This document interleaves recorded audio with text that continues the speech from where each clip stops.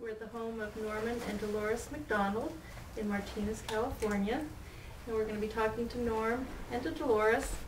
They're going to tell us a little bit about their lives in Martinez, and any other stories that they'd like to share with us. This is for the Martinez Oral History Project, which includes the watershed area. So we're going to talk about the creek, if you have stories about the creek, and again, just life in Martinez and what your memories are. Okay. So Norm, I'm going to start with you, and can you just tell us when and where you were born?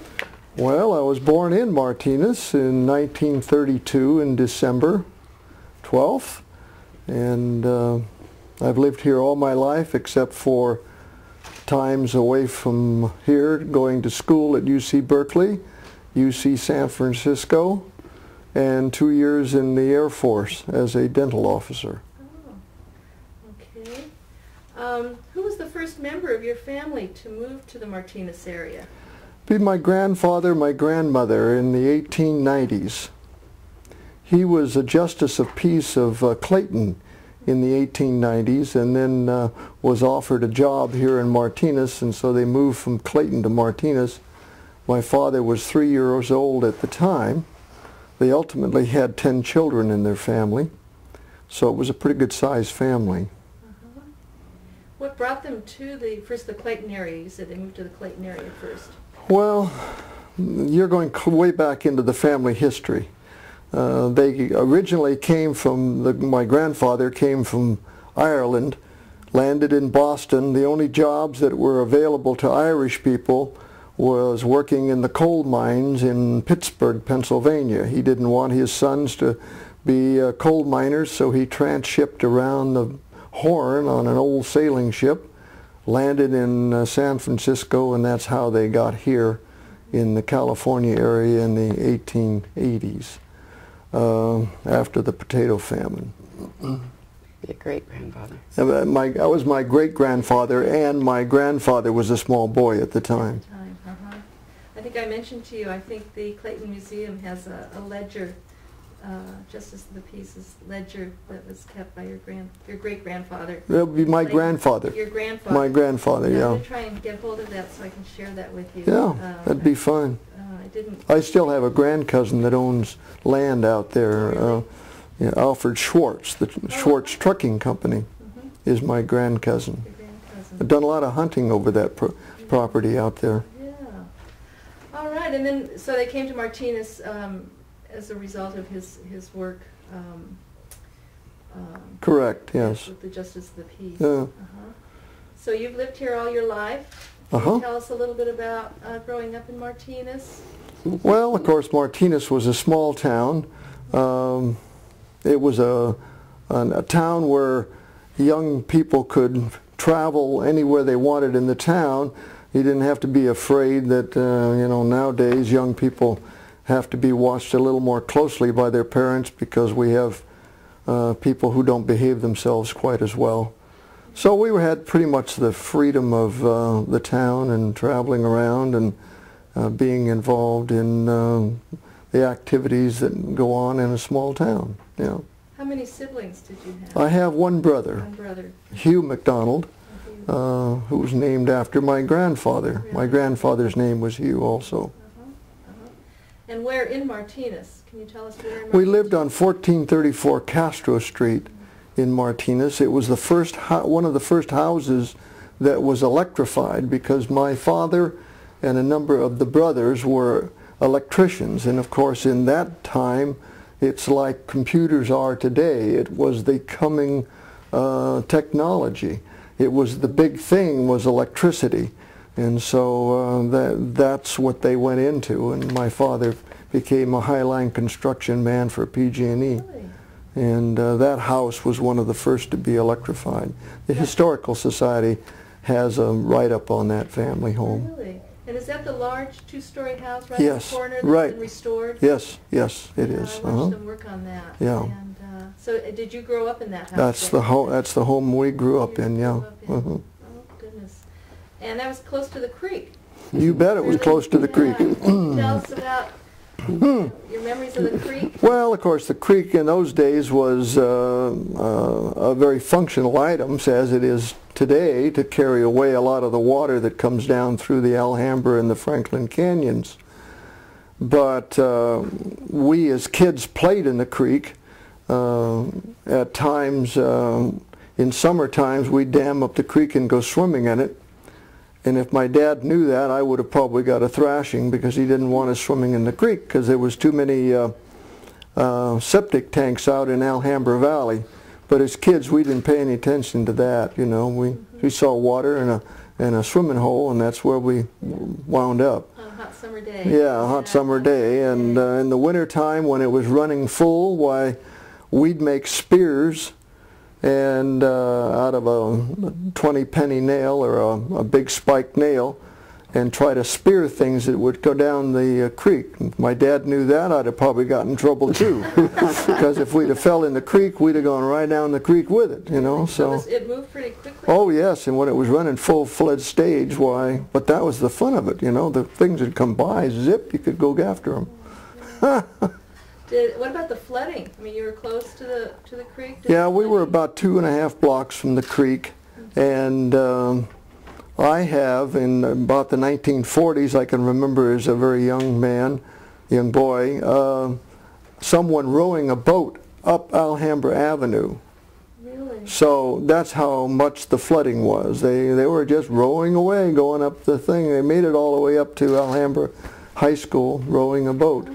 You have a picture of that? I don't have a picture of it, but I have it in my mind. In your memory, yeah, I have it in my mind. It was, we stood on the corner and watched them roll by. Oh my goodness. Is there a story you tell about the manhole coming off and somebody almost falling into the Yeah, creek? well, of course, that's the problem, was that all the water not only went through the creek, but wound up into the sewer systems, and the pressure of the water would push up the manhole covers. And if you weren't careful, you could fall into one of them things and you'd be in trouble. Trouble again. Yep, huh? trouble, well, yeah. Talking about trouble, you told me a story about your grandfather, the Justice of the Peace. And was it his 3 sons? You told me Well, yeah, he was Justice of the Peace of Clayton. He had 3 boys that were brought before him, and for breaking a lady's window. And he leaned over the bench and said, at the edict of this court, you will work, earn money, and replace the lady's window that you broke. And when I get you home, I'm going to spank all 3 of you. So you got double jeopardy there. I think they have the desk. I'm going to go back over there. I used to live over there and was active, so Yeah. I believe there's a table. Well, there could be. The house that my father was born in is now a dental office, and what the people did was they tore the house down, Right. and they went to the county and got the plans and rebuilt it exactly the same, only they designed it into a dental office over there. That house had been up at Nortonville. It's known as the Scammon House. Yeah, I don't know And it was all brought about down it, from but Nortonville and rebuilt in Yeah. Clayton, and lived in for many years until it was taken down. Yeah. I didn't realize that. yeah, my grandmother was Mrs. Schwartz, Miss Schwartz, and she was the pastry chef at Clayton Hotel there in Clayton. That's where my grandfather and grandmother met, Oh my in goodness. Clayton area. Oh, all these histories cross over. Oh yes, That's wonderful. they're buried here in Martinez in the Are cemetery. they up in, Yeah, in Martinez? yeah. Okay. I have a lot of uncles and aunts. I knew the Scammons. So you weren't related to the Scammons? No, Okay. no. Oh my goodness. So I was going to ask you about your most vivid memory of life along the creek. The swimming in the... Oh well, you know, the creek was just always there. During the summertime, you'd build a fort in the side of the creek. It was a place young people could hang out, you know, just like young people do nowadays. Only young people now have their video games and everything else. We didn't have those things, so whatever we did, we had to make. And we made our own box scooters. We'd take an old orange crate and a 2x4 and an old skate and put it all together and make a, now they have to have a $60 or $120 push thing. Well, we didn't have that. We those were hard times. There wasn't much money to go around, so you had to make your own fun. Did you build rafts on the creek, or was that out No, at the... when they dredged the Baldwin Channel, they created a slurry pond where the bocce courts are now, and that was a huge area. I don't know how many acres, but that's where all the slurry and the mud and so forth was pumped into that area. And ultimately it dried out and they compacted it, and there was an airfield there at one time. Of course now it has bocce courts and baseball things, but as kids there was about 3 feet of water above the settling of the mud, so we would borrow Yes. old railroad ties from the railroad area, and we'd lash them together into rafts and borrow a garbage can lid and a lath and put a cross piece on it for a sword, and now we were pirates. And we could go out into this 5-acre pond and get plenty muddy and messy, and I can remember coming home and my mother meeting us at the back step area. We had a screened-in porch that had the old gray sink cabinets that they had in the wash tubs. Laundry tubs. Yeah. Laundry tubs. And we were met there, and everything came off and into the tub, and then you into the tub. And well, we never got into, you know, serious trouble. We never created damage or that kind. We just were having a good time, enjoying life, and used to do a lot of fishing off of the wharf down there, throw lines, using a throw line to fish with. One of my friends, Bill Colonna, his mother was a waitress on one of the ferries that went back and forth. So we would fish in the morning, and then at noon we would get on the ferry, cost a dime. We'd get on the ferry, we'd go upstairs, and his mother would feed us lunch over to Benicia and back, and then we'd fish some more. So it was a way to spend time, enjoy life, and what have you. My father used to swim in the Carquinez Straits right at where the train station is. That was all white sand beach along there at that time. That was back again in the 1890s and or so forth. So that's all filled in. All filled in from all of the, I've been told, most of the mud that came out of the Sierras when they were doing the hydraulic mining has all filtered down, and that's where most of that came from. Continues to do so. Yeah, I think that's the problem I think they have down there. Sure, it's always filling in. Yeah. Do you remember the wharf being built? Oh yeah, well I can remember the newest wharf being built. Yeah. The one they're taking down now. Yeah, the one they're taking. But there was one there before. There was an earlier one there too, because the ferry came up much further up than the one that's there now, and that had to be abandoned because of the filling in of the silt. They had to build the one that's there now just to continue the ferry service at the time, and they did away with the use of that old ferry slip at that time. What about, we're talking about the creek still, and what about trash and erosion and well, I was a paper boy. I had a paper route that went along in essence the east side of the creek up through Brown Street and then over down through Castro and so forth, and everybody used the creek as a place to throw things. I mean, just throw it in, you know, and then of course generally in the winter, most of that kind of thing, trash, brush, so forth, would wash away. And it would, you know, sometimes create a problem in the creek by backing up the creek itself and helping it to overflow.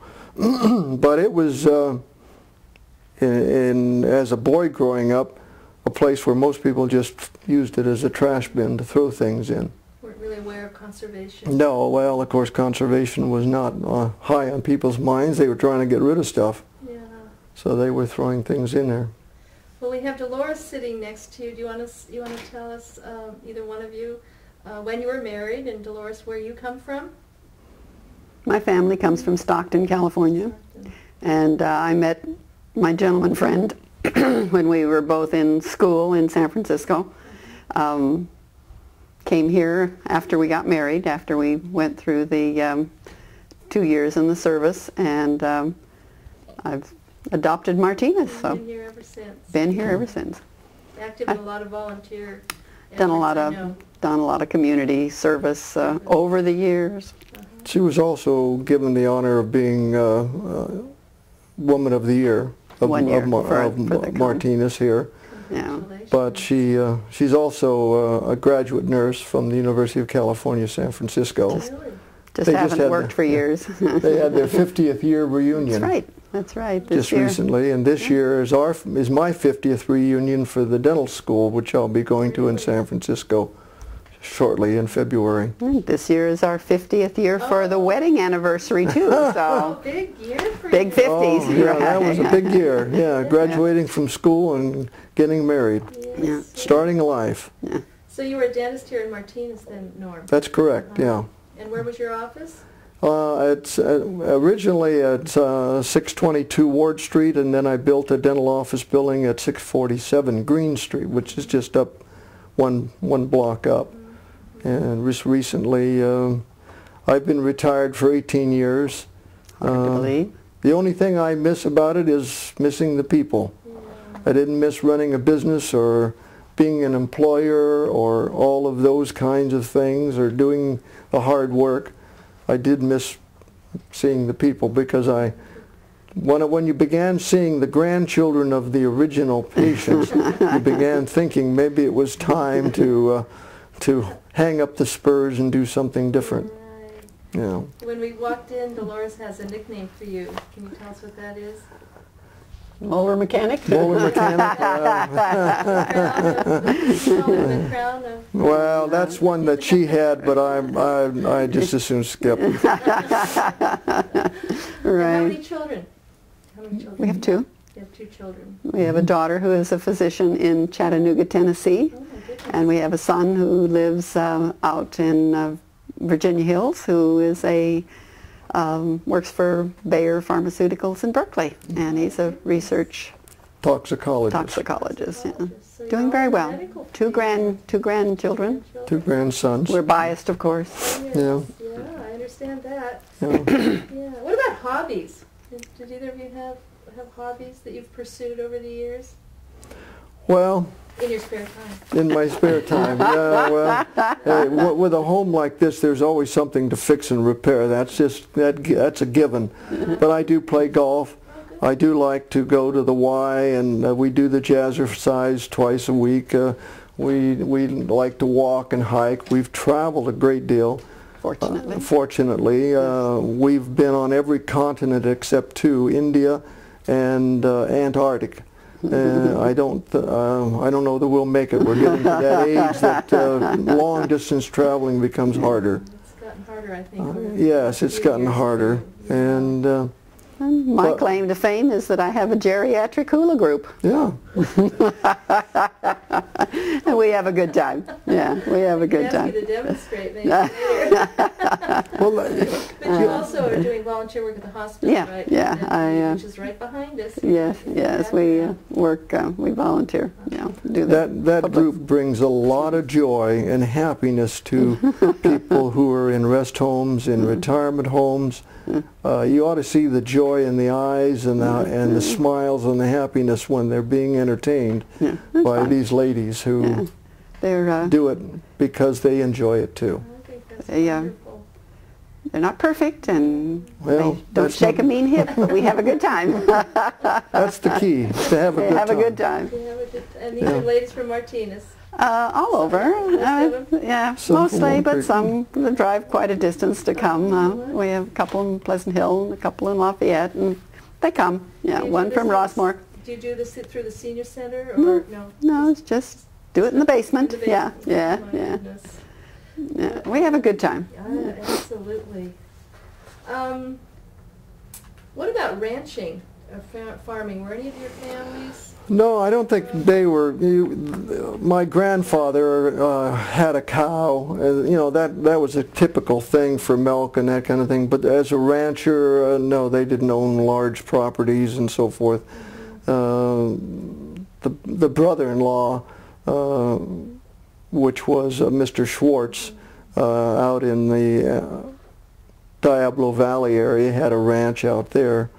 But as far as the MacDonald family, they were not ranchers, no. Living in Martinez, were you friends with any of the Italian fishing families? Do you have any stories? Well, my father had been totally disabled from the First World War. He was service-connected, 100% disability. And in fact, I still have his uniform downstairs. Someday maybe I'll dig it out and give it to the Historical Society. But so he had time on his hands, and he was known around town because he had been past commander of the Veteran of Foreign Wars, and during the Depression spent a lot of time trying to help veterans get jobs, veterans of the First World War to get jobs. During the First World War, men went off to war, came back and their jobs weren't there and they didn't get rehired. Now, like Shell Oil Company, if you go into the service, they'll take you back and give you a job. Well, they didn't have that kind of things in those days. So there were many men who were really struggling to find a place to have a job and to earn a living, and my father spent a lot of time trying to help these men find work in Contra Costa County. So he was a member of the Veterans of Foreign Wars? Yes. He was also a member of the Martinez Lodge, Masonic Lodge. Oh, really? And I'm a 50-year member of the Masonic Lodge. Oh. 50's our magic number this Yeah. year. Goodness, really? Yeah. His father also played trumpet and taps for the memorial services. I like your stories about the Oh. 50-gun salutes and the... Well, at the memorial services up at the cemetery, the first ones they had, my father played the taps because he was a bugler during the First World War, and they had the 21-gun salute. And the first time they did that, they used live ammunition, and they shot off the first round, then they shot off the second round, and inadvertently one of the rounds hit the 60,000 volt line and dropped it on the fence, which killed a horse because the horse was tied with the chain. Well, my father was a highline construction man for PG&E, and was able to take a long stick and wrap that wire around the pole to keep people from being hurt until they could turn the power off and get it straightened out. From then on, they used blanks.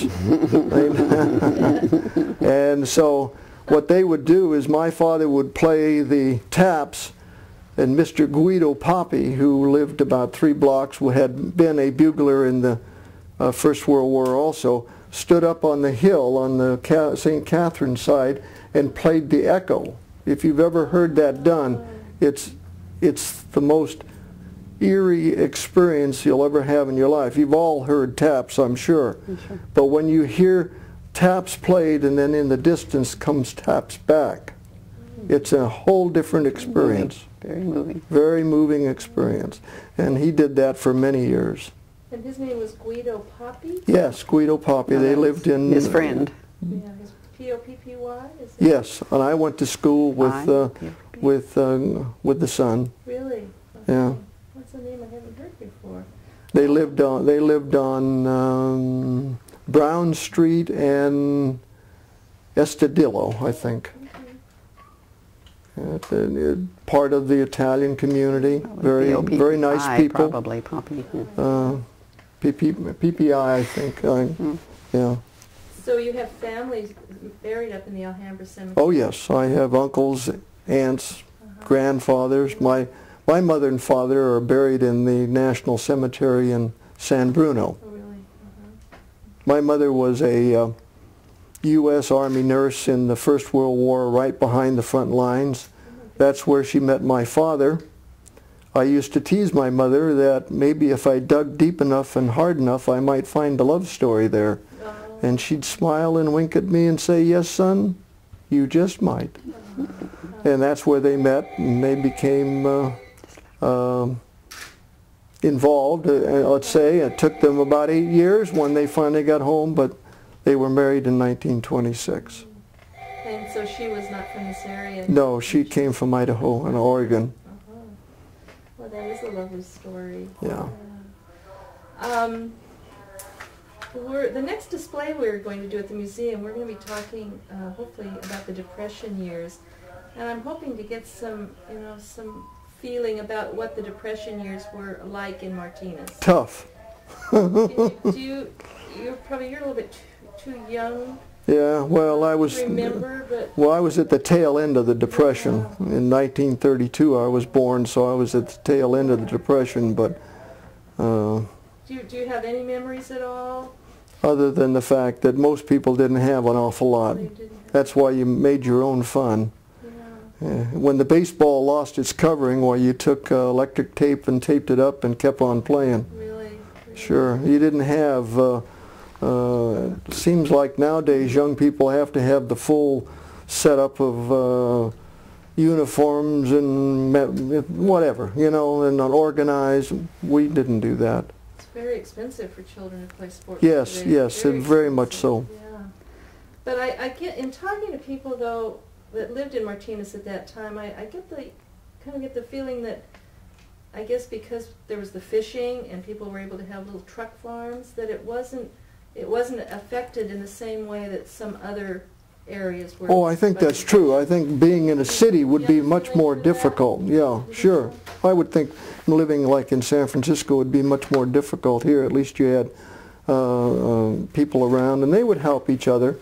My mother and father, their activity was to sit on the front porch and talk to their neighbors. They didn't have a lot of money to run around with, but you were always helpful to each other. They didn't have social welfare programs like they have nowadays. So people tended to help each other in those days. I think probably a little better than they do now. Did you ever hear of soup kitchens or anything like that? No, if that had happened, it would have been before my time. Yeah. It would have been You got to get up into World War II before you can tell stories. Yeah. Yeah. Well, we're getting there. No, okay. We're getting there. Because that's going to be the next phase. Yeah. But I wondered about how. We'll go back to the Depression for just a minute. Shell Oil. Did any of your family ever work at Shell? My brother worked for Shell. He worked for Shell Chemical. He was a merchant seaman for a number of years, and then when he got married, he knew that being out to sea was not going to be a happy situation, so he got a job at Shell Chemical and became an instrument technician. His background in the merchant marine was electrician aboard ship. So he became instrument technician at Shell Chemical until he suffered a stroke and had to retire. And where was Shell Chemical located at that time? Well, Shell Chemical and Shell Oil were basically one big unit, but they were two separate companies. And Shell Chemical was at you'd call it the northeast corner of the Shell refinery. So it was located here in Martinez. Oh yes. At one time it was down in Emeryville, I remember. Right. Well, that was their. Later on. Well, no, that was their research facilities. Oh, okay. But their actual manufacturing, as I understood it, was here and at Pittsburgh. Okay. So do you think that? Oh, and I worked at Shell for 4 summers. Was it a place for young people to work in? Well, in those days, Shell would provide employment for young people who were going to college. And the first 3 years I worked as a labor gang person in the summertime. And the 4th year, the fellow in the front desk asked me, he knew my family's history, and he said, "Gee, Norm," he said, "you've been going to UC Berkeley for 3 years. Have you had any chemistry?" I said, "Certainly I've had chemistry. I've had all the chemistry and physics and math and what have you." He said, "Would you like a job in the control laboratories?" And I says, "Considering labor work, yeah, I'd much rather do it." So my last year I worked in the control labs at Shell before I And went what to year dental was that? school. What year was that? Well, that'd be 1954, 54. Okay. 53, 54. What about sports? Did you play sports? Yeah, I played sports all the way through high school. I earned a number of athletic letters. I was also president of the boys group, president of the sophomore class, active in a number of the organizations that they had in high school, played in the band, just enjoyed life well and had a good time. Which high school? This was high school, yes. And what high school was that? That was Alhambra High School. Alhambra High School, graduated from Alhambra High School in 1951 and then went to UC Berkeley. Played basketball at UC Berkeley.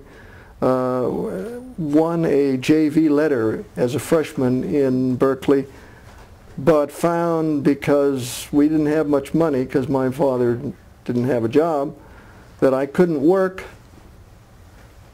go to school, and play basketball. I couldn't do all three. It just was physically impossible. So I decided to give up basketball and work and go to school. One of the first teams we played was the state champions, McClimate's High, and they had a fellow on there by the name of Bill Russell. And I walked out on the court and I said, "Hi, I'm Norm MacDonald." He said, "I'm Bill Russell." And he taught me right then and there that I really had no further position in playing basketball on a further level. Other than maybe being a coach. I could have been a coach, but not physically involved in the game. So, And you're fairly tall. and I decided that maybe a good education was more important to me. Do you know why the Alhambra has the bulldog as a mascot? Well, the bulldog was chosen because Alhambra had blue and gold and the Panthers. Antioch had the blue and gold and the Panthers. And now we're, of course, played each other. So they had to change names and colors. So Alhambra kept the colors, blue and gold, and had to change their mascot. Antioch kept the Panthers and changed the colors, and we chose the Bulldogs. Do you know why or where that came from? I don't know why or where it came from. It happened while I was there, but I don't, Yeah. I don't remember exactly the intricacies of why it was chosen as the mascot for it. But I can remember that it happened, and that's why it happened. And you were there at the time? I think I was in junior high school at the time, so I wasn't as critically involved in the high school efforts at that time. And you went to which junior high? Martinez Junior High, went all the way through schools. What's interesting, of course, is that when I came back to practice here, many of my former teachers were also patients of mine. The fellow who was our principal, my English teacher, so I had a number of teachers. My Spanish teacher, they all became patients of mine, which I guess was at least a small vote of confidence. So I would say, well, I've been trying to find out where that bulldog, I've heard the story. Some people say there was a game played where they chose... Well, it could be. I don't know. Yeah. I don't know the intricacies of that decision. Yeah. But where the dogs came from, nobody Seems to know. seems to know. You mentioned, let's talk about friends, the people that you grew up with. Mm-hmm. Probably we'll hear some names that we're familiar with. Who were some of your best friends? Well, Bill Robinstein lived at the far end of the block. His father was a science teacher at the junior high school, and he later became a national park ranger. He was on the U.S. rifle team. He was an All-American rifleman when he was in San Jose State. His wife was an All-American riflewoman at UC Berkeley. That's where they met at meets. They were married and spent their life in the National Park Services, introducing people to the parks. Their two sons were also All-American riflemen in that family, and she taught, just quit teaching riflery to the Olympians. They live in Colorado Springs, and she would go and help them. She was one of, I think, 3 women in the United States that was allowed to run a large bore competition. And there's only 7 women in the world that are allowed to do that. Okay. And so. Go on to somebody else. Okay, and they're still very good friends. They're still very good friends. Yes, very good friends. Have a current picture. And let's see. Well, Fran and Wilbur Hall, the Pestakinis, the Rouses, the John Morgan, Don Gerard, who was a pharmacist. You know, it just goes on and on. They were classmates of mine in high school, and you know, we still remain friends. What kids played in the old tank house? Kenneth Furr was one who is no longer with us, ran a furniture store downtown Martinez. His son, Stephen Furr, ran the store for many years. Bill Mulcahy was around the general area. You know, it just goes on. Now, what is this tank house that? Well, we had on the old family farm, in the old family home, they had, in those days, water was critical, and you'd have a big tank house so you had gravity fed to feed the house with water. And so that became a playing area when there was no longer the need for a tank in the tank house. It became a clubhouse. And so we would climb up there, and that would be our clubhouse, and we would play games and take bamboo like spears, and we would put up a target in the top of the tank house with a hole in it and try and spear that. Well, you made your own games and did your own fun, you see. And pea shooters. There comes the story. The pea shooters were such that we used the little green pepper berries that you find on the trees, and we would get the bamboo. We always looking for the straightest and most perfect bamboo in the right shape and size. And the Conley and Taylor mortuaries had a little bamboo stand just as you come out of their building for the people who were leaving that were whose family they'd lost a member. Well, they grew the best bamboo, and so we one night surreptitiously went down, sawed a few bamboos down, brought them home, and made great pea shooters out of them. Well, there came a knock on the door, and Jack Conley came on the door, and my dad opened the door, and he said, "Alex," he said, "I didn't notice who the other boys were, but I did recognize your 2 sons. And they cut down some of my bamboo, and I'm not very happy about that." And my father said, "Well, Jack, I understand, and I'll see to it that they don't do that anymore. But do you remember what we did when we were boys?" And Jack Conley turned around and says, "Oh, the hell with it, Alex," and walked off. Sometimes we forget what we did when we were children, you know. So I got the lecture to leave his bamboo alone, and we did. We went back to the creek looking for our bamboo in the creek. The Conley and Taylor was located down by on Ferry Street. On Ferry and Is that the one yeah, that's right across. Yeah, the Patchen School area. Yeah, sure. So what was this about the bamboo? And I've never heard that tradition, as people would leave a Well, no. It's just a it was growing as a little screen, because the mourners would go out the side door. They wouldn't go out the front door, and it was a way to screen off the house next door. Yes. And of course, it was nicely growing straight up, and that made good straight bamboo. So that was readily available. I like your story of water fights in the summer. Oh, well, during the Second World War, Boys will be boys, right? Boys, you know, I'd never do that. we would have water fights, and they would start off with maybe a water pistol or a hose, but that only went so far, and then you couldn't go any further. Well, during the Second World War, they had stirrup pumps all throughout the town in case there was a fire or an attack of some kind, and it was one of those that was shaped about like this, had a small hose on it. Well, they were all filled with water, and they pumped both whether you pulled or pushed on them, and they were there for emergency water use. Well, shucks, they worked real good. One person could hold it and hold the hose, the other person could hold it and pump.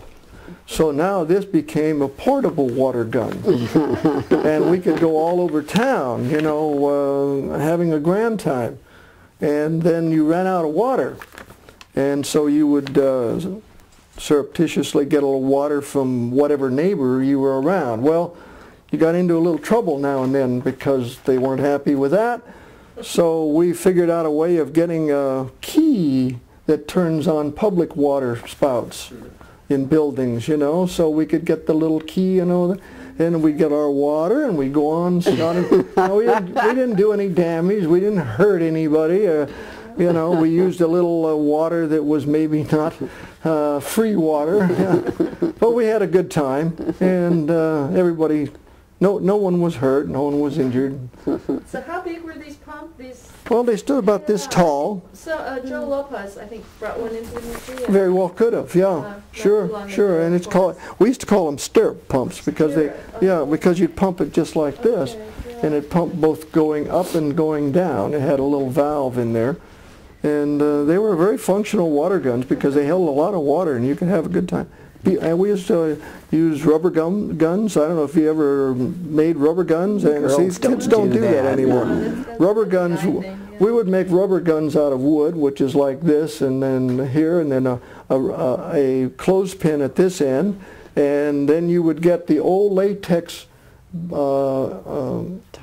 tires or not tires, inner tubes, and you would cut them into strips. And that became your band.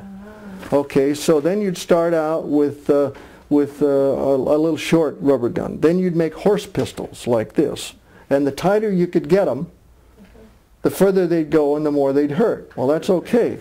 Then you'd have derringers, two small ones, here, to keep people away while you're loading, you know. And then you'd get a machine gun, which is a 2x4 with notches in it, and a string, and then you could put lots of them, and you could shoot. And all you could do is, I can remember my brother one time backing around a corner, and someone was in the bushes there, stood up with the machine gun and unloaded it. And he went off like that, you know. But, you know, no one got hurt. And, of course, if you got hit in the face, then you had to go to the firing squad. You were not allowed to hit somebody in the face with a rubber. And that meant that you had to stand against the wall, everybody loaded their guns, and shot at you. And you didn't face them, you faced away from them. And so you had to take the pressure of violating the rules of the game, you know. And we played marbles, so marbles was a big thing in when I was a kid growing up. They played it in schools. Really? Oh yes, they had marble tournaments in the grammar schools and the junior highs, and you made the game was either, you know, shaped in a fish with your marbles or a circle. You'd go to school with a pocket of marbles and hope you come home with a bigger pocket of marbles. But kids had to make their own games, their own fun. I know the Italian friends that I had played baseball. They loved baseball, and they played in Rankin Park up there, and they would just get their friends together and just pick up a game, you know, and join in and have a good time. You slid down the Martinez hills. I've heard those stories. These hills on the side in the summertime grow great grass, and the grass gets real dry and it gets real slippery. So we'd start off with cardboard. Well, cardboard doesn't last very long. And then we'd build ourselves a sled. And you'd slide down the hill on the sled, and that wasn't fast enough, so you'd line it with sheet metal. Oh. And then that wasn't fast enough, so you'd steal the canning wax from your mother and wax them, just like you're going waxing your skis going down the mountain. We didn't know what skiing was, but we were having a grand time flying down those hills. And I can only remember one instance where we came close because we were flying down the hill, and we realized right at the last moment there was a barbed wire fence in front of us.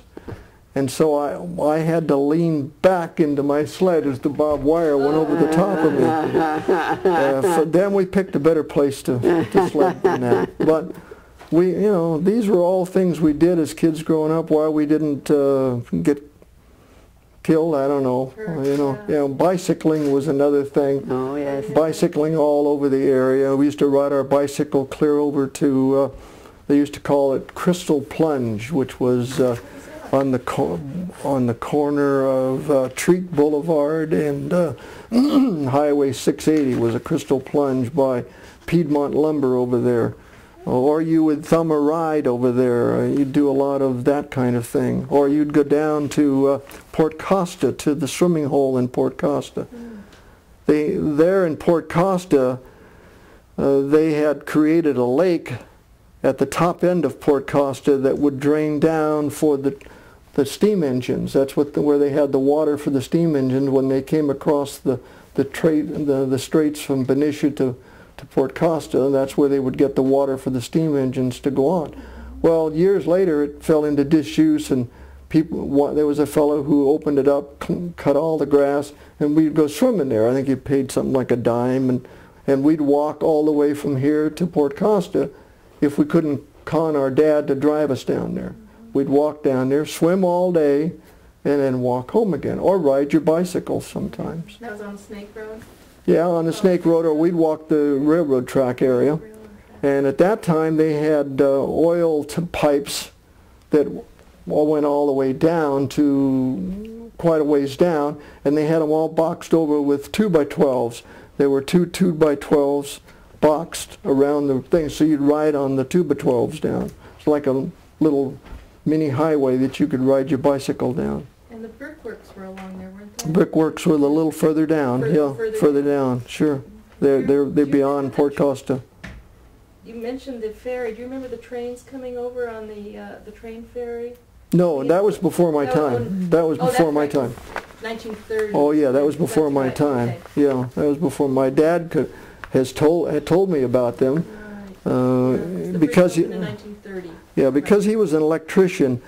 The man who ran the electrical service in Port Costa was a private service, and so he would go there on Saturday and Sunday and help him maintain his little private electrical service there. And during the Prohibition, the wine cars that would come out of Napa would come through there, and they were going to Oakland to be bottled in bond for the Catholic Church for their sacramental wines. But they would sidetrack one of those tank cars, and Saturday night they'd go down with a sledgehammer and smash that lock, and they would bring down wash tubs. Everybody joined in, and they'd open that valve up, and the whole town would have a whale of a good time. So if you wanted a whale of a good time, it was the place to go. And nobody complained because they had so much wine that was going to waste in Napa, turning to vinegar, that that was the place to go if you wanted a Saturday night party, was Port Costa. You never heard that story. Well, there's a lot of stories I could probably tell you that maybe you haven't heard that my father told me about in growing up in Martinez from the age of 3 on. So, it was just typically small town, and everybody seemed to get along and enjoy each other. And was there a lot of interaction? I mean, I know there was the Italian community. You mentioned the sure, but I lived in Portuguese Flats. And then there was the Portuguese. And that's where I lived, in Portuguese Flats, which is the area around Susanna Park. That's where I lived. Yeah. So is there a lot of interaction between these different ethnic groups? Not a great deal. I think there was some interaction more on the adult level than there was on the there's, like most human beings, there's always some animosity amongst people. I think, fortunately, we've given away some of that.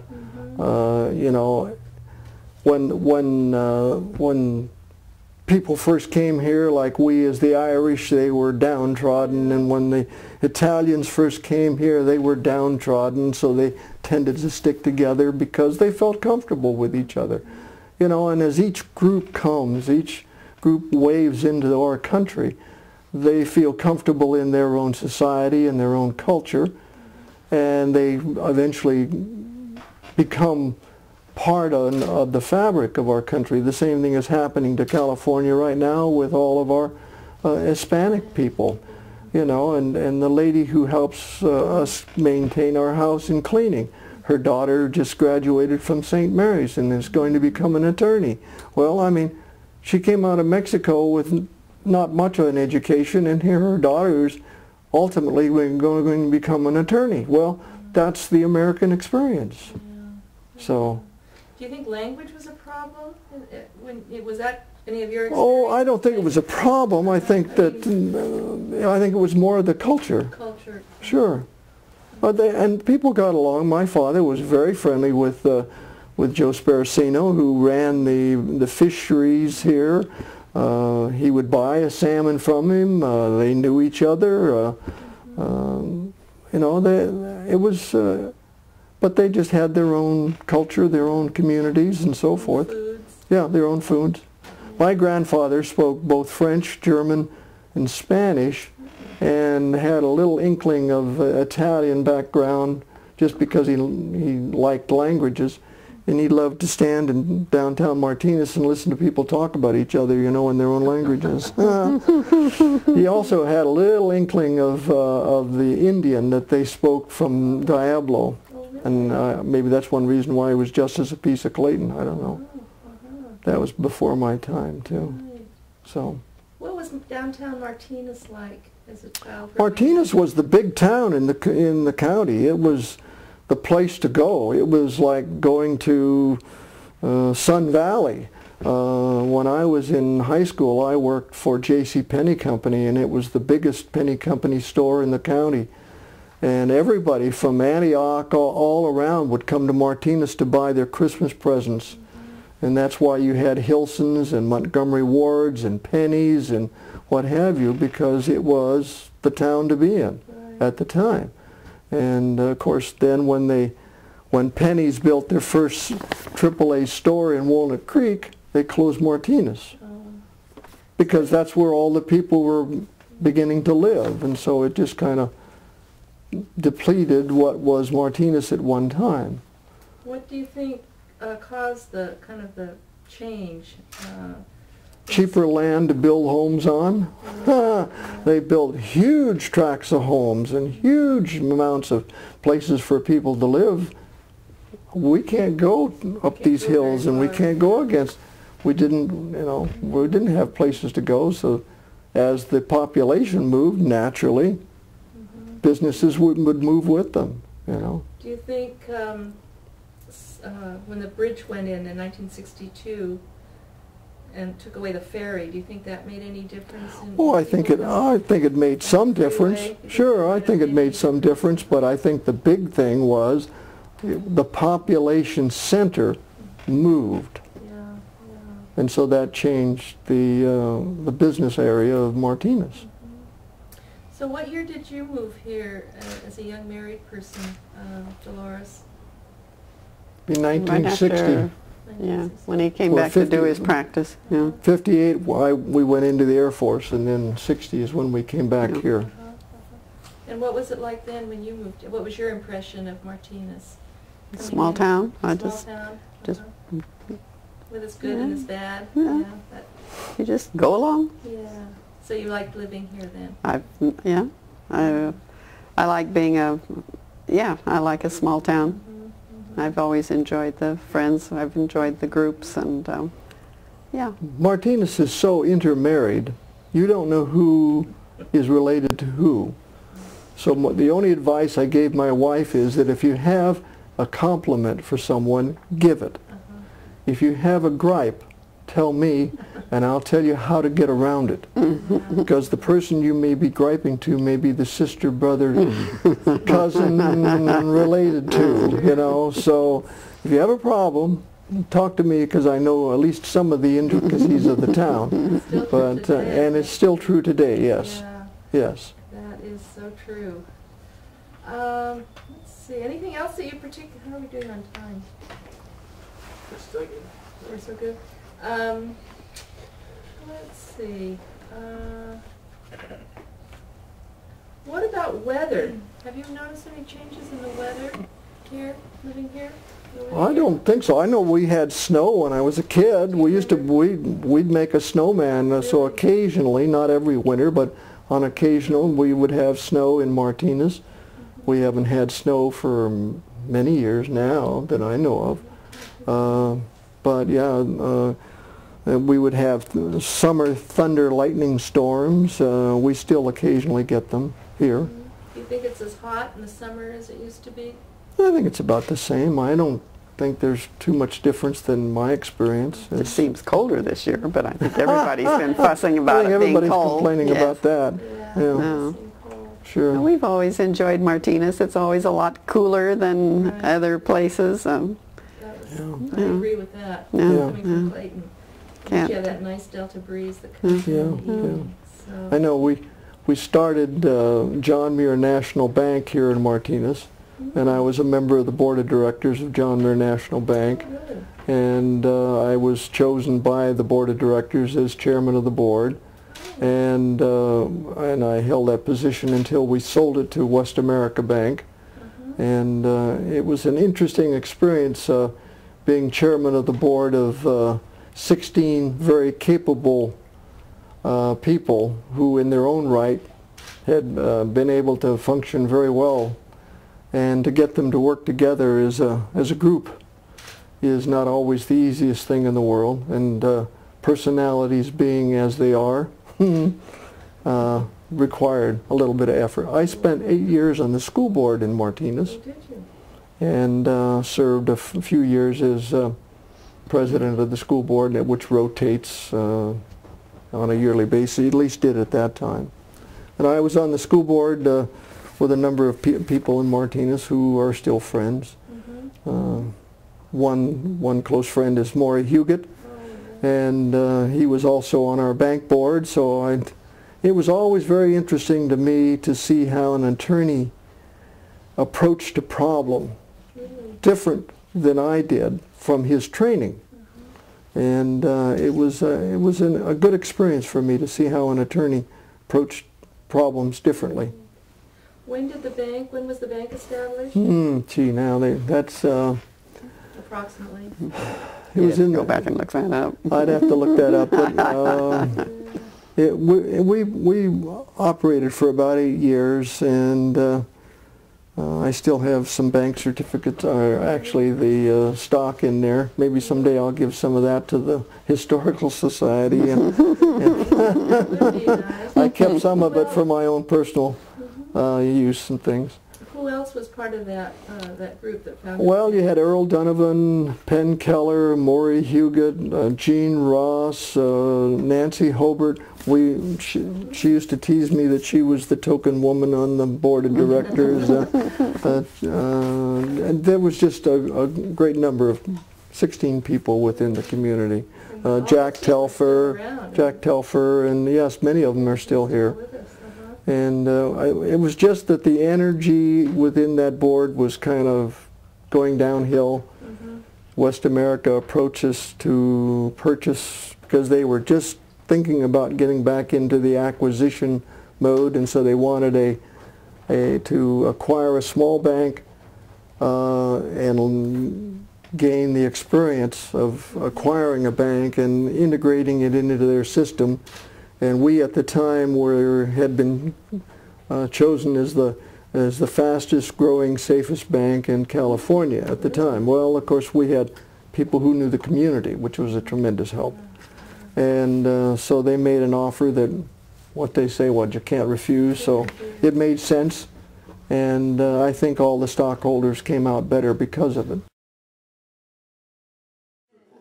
Yeah, well, like I said, I started to say we're talking about Maury Huguet, and this is going to be kind of a featured part of our next exhibit, the post office, because of that wonderful Maynard Dixon mural, and I know Maury's father was the postmaster for many years.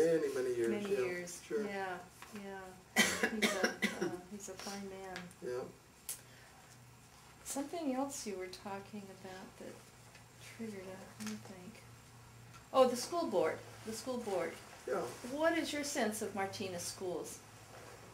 And have they changed over the years? Well, of course, I haven't kept track of the schools as I had when I was on the board itself. I've always felt that we were very fortunate in having, as a general rule, very good teachers. That if a person wanted an education, they could get it. The problem was that you had to want the education. And we had young people whose parents didn't speak very fluent English, who lived in the socioeconomic areas that didn't, let's say, measure up to Alhambra Valley and so forth, but went on to Stanford and UC and so forth, because the parents were always there. The parents pushed education. The parents required those children to be good at school. And it was the home. And I always contended that half of an education comes from the home. Yeah, It's the parents who value the education, whether they have it themselves or not. But if they value it and pass that on to the child will go ahead. And if the parents don't care whether they do the homework, the parents don't care whether they do the things that are necessary for an education, that child is hampered. So I think it's still true. Both of my children graduated from UC, from Alhambra. My daughter is a physician, is board certified in 2 specialties. My son is has a doctorate in toxicology, master's in public health, is considered one of the top scientists in that particular field. Goes to Germany to consult with the toxicologists, has friends around the world in toxicology world. And they all came from Alhambra. Well. So an education is there if the young person wants it, but they have to want it. It's not something that's given to you. I always remember Dr. Reiner that we had as a math teacher, and he said when Pythagoras was brought before the king, and the king said, "Educate me," and Pythagoras said, "No, sir. Education is not royal. Each person must learn it themselves. So I can't give you an education." And I've always remembered that. You have to earn it. You have to earn it, each person. And that's the grand side too, because as we change, fortunately or hopefully, our society gets better. If we're stuck with the old ways, if we had my old ways of doing things, why we might not have all of the new things that we have now, you know. So it's good. No, I agree. I have grandchildren. Just on the microphone really quick, kind of. Just a little bit higher. Good time to break with the phone ringing too.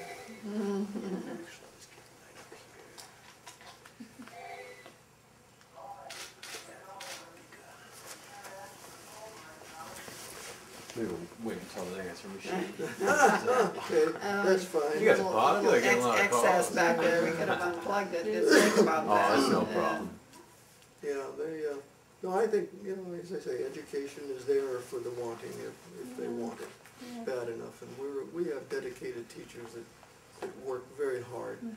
Frustrating part, I think, from a teacher standpoint, is to have a classroom of students who are disinterested. That would be very frustrating, to be a teacher and have students who don't care. Well, and the world is different for young people today. My children are teachers, and I hear their stories, but Yeah. I do agree, Alhambra, my grandchildren just graduated, and I think over 30 of them went on to the UC system, Yeah. which I thought was, quite a good record.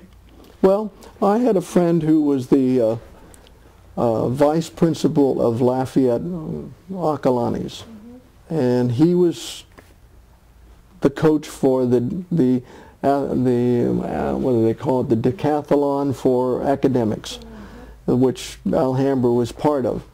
And he told me, he said, I always told my group from Acalanes, you can worry about Capolindo and some of these other schools, but watch out for Alhambra, because there's a certain segment of young people in Alhambra who are just as bright, if not brighter and sharper, and they're going to eat your lunch for you. So you watch out for them. And I think that's true. There's a certain number of young people who really want an education, and they can get it here. But Alhambra is a composite high school who have everything from auto shop to wood shop and so on. And I don't think every young person needs to go to college to have a good life. I think that's a mistake some parents make. They force their children to go to college when they don't want to go to college. If they don't want to go, it's better for them to learn a good trade. They can make a good living and have a good life. We need people who can make my brakes on my car work when I put my foot on them. And I want somebody who knows how to do that well, or that's a good plumber, or a good carpenter, or whatever. We need those people. The trades are important. Yes, and they can make a good living and a good life. And just going to college doesn't mean that you're going to be or have a particularly good life, in my opinion.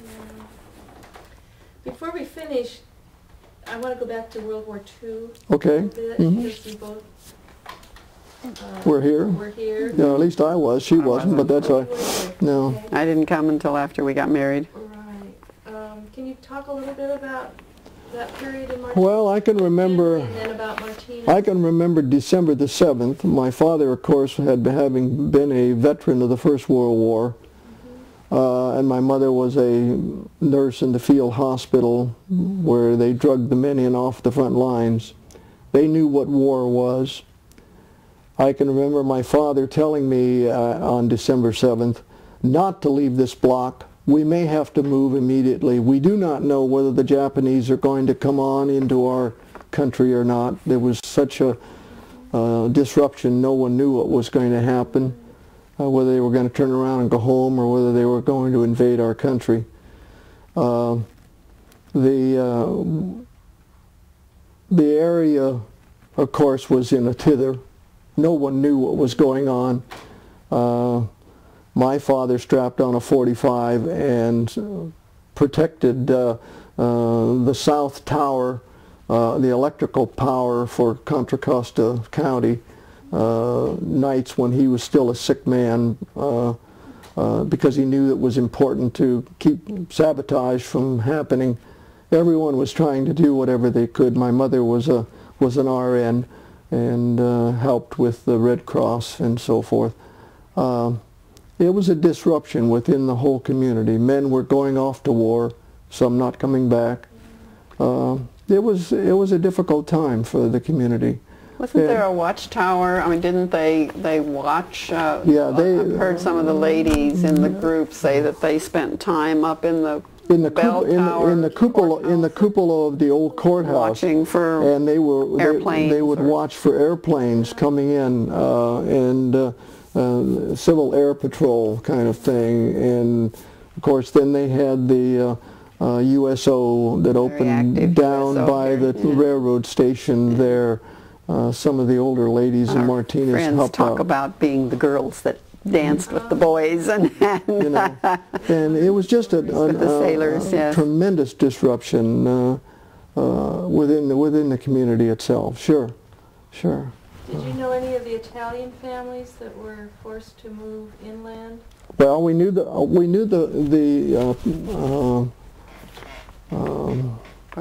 Pardinis because he ran a bakery and he was not a U.S. citizen. His wife was, so she continued to run the bakery, and he had to move to Concord. Didn't make much sense, but that's what they did. We didn't know. We were not acquainted with the Japanese people. Yeah, at least I was not. What was the Italian thing that was down across from the high school? Well, they had brought Italian war prisoners and had them on the field in the junior high, that lower field. They were there, and there was a whole unit of Army personnel there for anti-aircraft and that kind of thing that was stationed there. And I know there was a lot of uneasiness because the Italian war prisoners would march around the town for exercise, and they were not particularly looked on with a happiness with the citizens of Martinez. And there was, and of course there was a great number of the Italian people didn't, so there was some uneasiness there.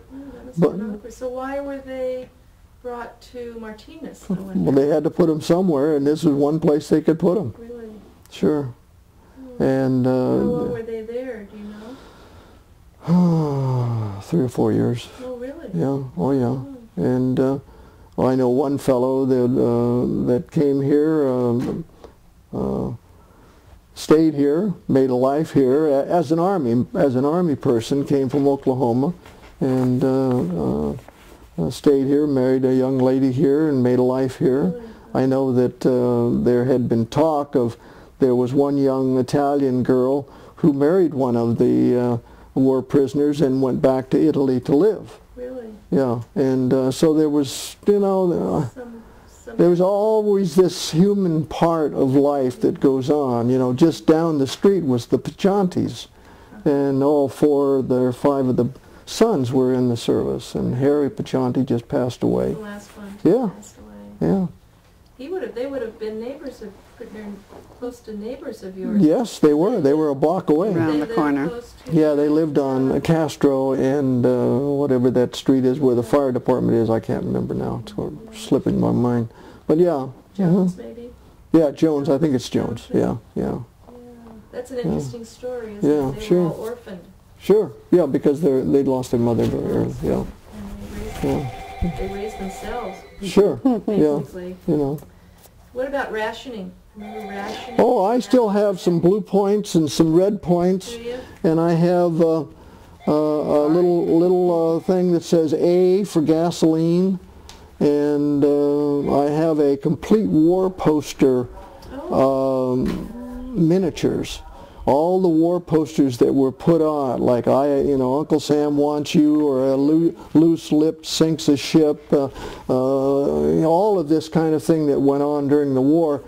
Associated Oil Company put out little miniatures of those war posters, and if you bought 5 gallons of gas, you got a poster. Well, the fellow across the street from me ran the station, so I'd kind of lean on him a little here and there, and I got a complete set, and the 4 Freedoms were the last ones that came out, and so I have a complete set of those. Oh, they might be interesting for our display.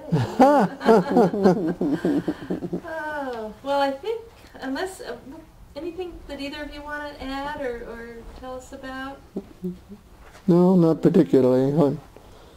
I think you've covered pretty well most things that we do. To kind of finish up, what accomplishments are you, and I'm going to ask both of you, are you the most proud of? Well, I think I've enjoyed working with the Campfire Girls. I enjoyed my years of working with the Campfire Girls from 3rd grade to high school graduation. I've enjoyed the community service I've done with Junior Women's Club and church and the Congregational Church, and just general community. I think after I retired, when my son was born from nursing, I retired early. I did mostly community work, so I feel that that's been my accomplishment. Yeah, a wonderful accomplishment, because that really I've enjoyed it. I enjoyed community service. Community of involvement. I mean, that's what I see anyway. We didn't. Campfire Girls. You can tell us maybe a little bit about They used to have a. Well, they had a very big contingent of Campfire Girls here, at one time, but because Campfire is different from Girl Scouts. I mean, they do the same kind of things, they accomplish the same kind of things, but Girl Scouts have a large area where girls come into a larger group and mothers help with the larger group, where Campfire Girls, each group had their own mother that handled it, and if you didn't have that mother to take care of that particular group, the group generally demised. And I think that was what happened with the Campfire program. It really is gone from Martinez at this stage. Yeah. But we had a good time, and we had a big enough group that the girls had a positive experience, and I enjoyed it. We always enjoyed it. And your church affiliation? I know. Yeah, we're both members of, of the First Congregational Church in Martinez. That's where we were married. Oh, really? We were married there also. Uh-huh. You know, and as far as accomplishments, having a dental practice for 30 years, being on the school board, being chosen as what they call the Hiram Ward for the Masonic Lodge, which is denoted within the Masonic Lodge community as a Mason's Mason, to be on the bank board. That was a very wonderful learning experience. I learned what banking was about. Not as easy as a lot of people think it is. And you know, being involved in Boy Scouting, my son was an Eagle Scout. My daughter was the highest honor that Campfire Girls could handle, and I was involved in the scout troop with that. My son now is an assistant scoutmaster, and my grandsons are in scouting, and you know, so it continues on. The cycle returns, and It's a good experience. it's a good experience for young enjoy it people. too. And Do you think parents kind of set the example well, they always do. for children? Sure they do, You have and to they keep 'em busy. and the young people will Keep 'em test you. busy. Busy, you're right. And they'll also test you to see whether or not you truly believe what you say you believe. And if you don't, you pay a consequence because of it. That's right. You know. So what is the one thing you most want people to remember about you? Either one of you. Mm.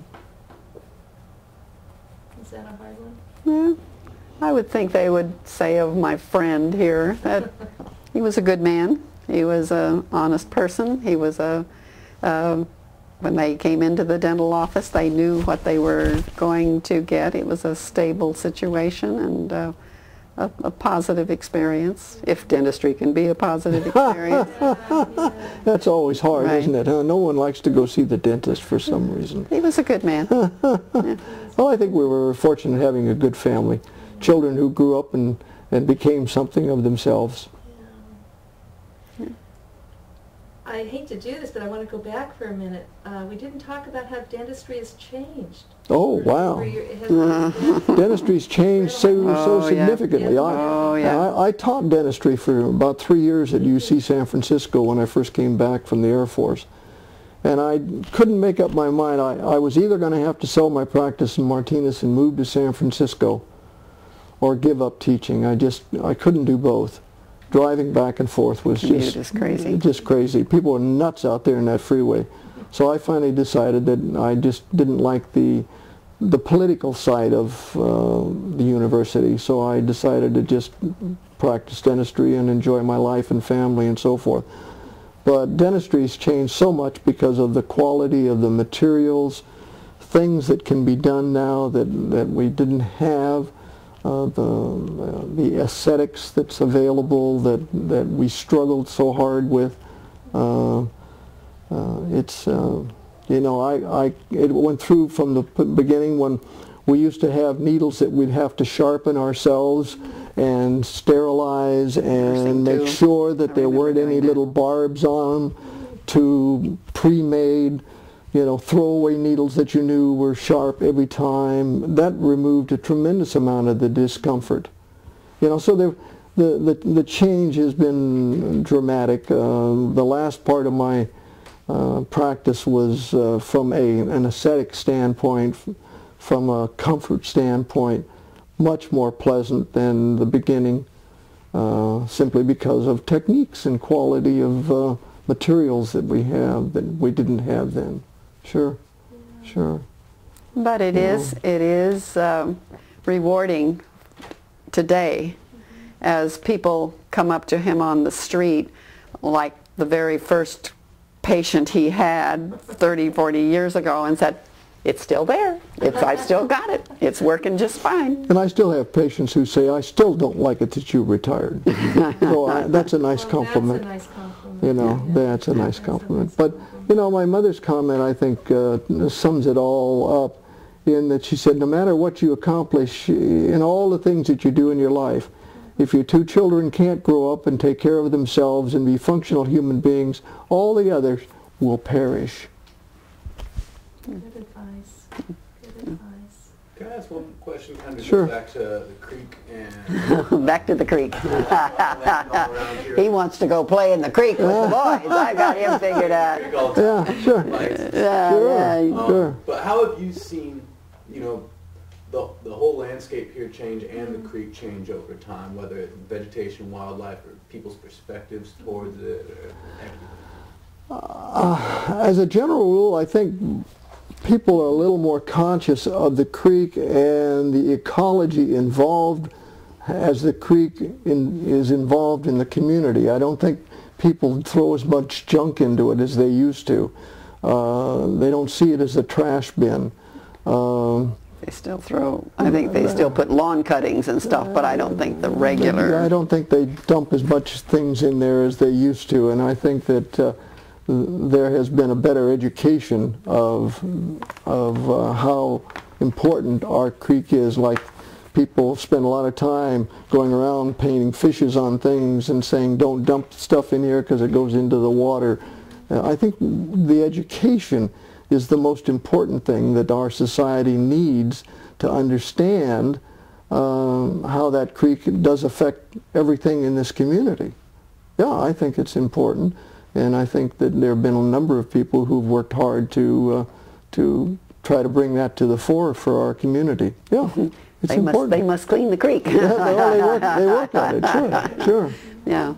You know, and I think that's true. It always amazes me how much stuff they pull out of the creek when they have those creek cleanups. Yeah. Boggles the mind. Yeah. I won't get into the beavers. I have my own personal feelings, but whatever would happen, I would be in big, whichever side I went on, I would be in big troubles, wouldn't it? So we won't touch that one. Brett, you also mentioned topography in the landscape. Has Martinez, when we look out from your home here, I mean, It hasn't changed that much because you see. All you see is trees. Sure. I think that was always. Oh yeah, Martinez always had lots It's of older. trees. It's an older community. Yeah, it's an older community with lots of trees, and you know, it really hasn't changed as much as you might think it has. A couple of houses on the ridge line that you'd say, Well, they were there before the law was changed to say no more building on the ridge line, you know, and everybody in Benicia says, thank you. You make a beautiful view for us. See, when we look at Benicia and we say, well, that isn't so pretty. So, you know, yeah, I think we've learned a lot. The view that you have from here, because it's absolutely Yeah, the only reason we got this home was that the fellow who built it was a patient. And I was sitting one day while we were waiting for something, maybe to get numb or something, and I said, gee, if you ever consider selling your home, why, I'd like to be considered, you know. And it never went on the market. See, it just, and many times in Martinez, I'm afraid you feel like vultures sitting on a fence if you're waiting for a particular piece of property to come on.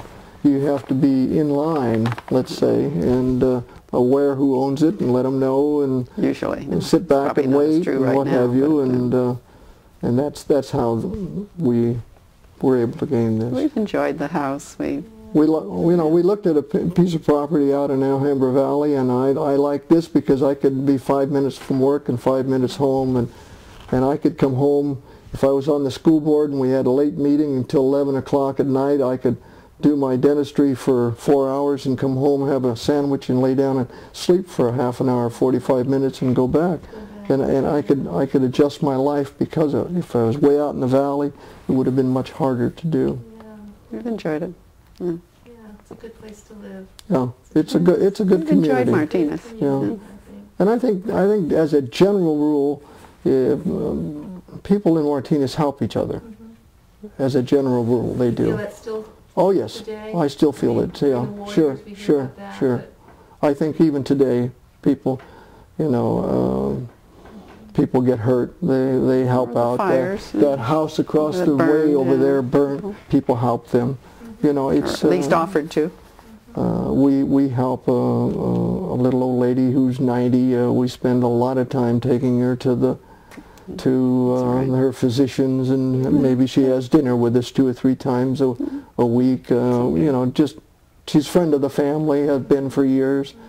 I think you find that in a small In a small like community, this, yeah, sure. Yeah, people are more aware of one another. And that's like when I invited Dr. Rasmussen to come into Martinez to practice. He grew up in Utah, went to a dental school in San Francisco, and when I invited him to come into Martinez, because my practice was so busy, I was 6-8 weeks booked. I just was drowning with demand. And I said, the one thing you have to realize that Martinez is a small community. He smiled and he said, I grew up in Utah in a small community, so I understand them. No, a small town. And that made it possible for him to, because in a small town, most everybody knows your business. I Yeah. find it a very accepting community. I think it's very accepting of different lifestyles. Oh yeah, sure. Don't you think? But do something wrong and everybody knows it. You see, and so if you leave a pretty reasonable life and what have you, why you don't have any problem. But you do something wrong, everybody knows it right away. It just goes around the town like wildfire. My grandchildren thought their mother and their grandmother had eyes in the back of their head. Yeah. Well, that's like the police officer that walked up on the front porch and knocked on the door, and my father came to the door and he said, Alex, he said, your 2 sons were on a group of boys, we don't know who they were digging a fort up on the side of the hill, and they were cutting down saplings. That's private property, Mr. MacDonald. And so we got into a little trouble, and we had to go up and fill in the fort and stay off the property and not cut down the saplings. They were eucalyptus saplings. Kids again, just having a good time. They weren't trying to be mean. They weren't trying to smash somebody's window or anything else. And we learned that you couldn't do that anymore. Good learning lesson. Yeah. Now the sad part is that to some degree nowadays they'd wind up in juvenile hall. Yeah. Instead of solving the problem, seeing that the parents understood what the problem was, and then the parents saying, hey, don't ever do that again. And you knew that you better not, boy, you wish you hadn't. You know, so I think the self-regulation to some degree has been lost a little. Different times. Very different times. Yeah. Well, this has been wonderful. I want to thank you both. Okay, well, I hope it's what you wanted. I don't know. Absolutely what we wanted. And we hope you'll come to our presentation. We're going to have a presentation at the library. You mean we have to tonight. watch this? I don't know whether Brett will have an opportunity to get Good. this one. That'd be great.